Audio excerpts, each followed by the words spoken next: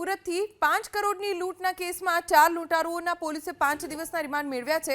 રાંદેરમાં ધોળા દિવસે બિઝનેસમેનની કારમાંથી 5 કરોડની લૂંટની ચકચારી ઘટના બની, જેમાં પોલીસે 4 લૂંટારુઓને દબોચી લીધા। પોલીસે આરોપીઓને કોર્ટમાં રજૂ કરી 27 સપ્ટેમ્બર સુધીના રિમાન્ડ મેળવ્યા છે। પોલીસ હવે લૂંટારુઓને લઈને તપાસ અર્થે મહારાષ્ટ્ર જશે। 5 કરોડની લૂંટ ચલાવી આ શખ્સો ફરાર થઈ ગયા હતા અને ત્યારથી જ પોલીસે તપાસ સઘન કરી નાખી હતી। ધોળા દિવસે કારમાંથી 5 કરોડ લૂંટીને ફરાર થઈ ગયેલા એક આરોપીને ઝડપી લેવામાં આવ્યા છે। તમામને લઈને મહારાષ્ટ્ર જવામાં આવશે। સુરતથી 5 કરોડની લૂંટના કેસમાં 4 લૂંટારુઓના પોલીસે 5 દિવસના રિમાન્ડ મેળવ્યા છે। રાંદેરમાં ધોળા દિવસે બિઝનેસમેનની કારમાંથી 5 કરોડની લૂંટની ચકચારી ઘટના બની, જેમાં પોલીસે 4 લૂંટારુઓને દબોચી લીધા। પોલીસે આરોપીઓને કોર્ટમાં રજૂ કરી 27 સપ્ટેમ્બર સુધીના રિમાન્ડ મેળવ્યા છે।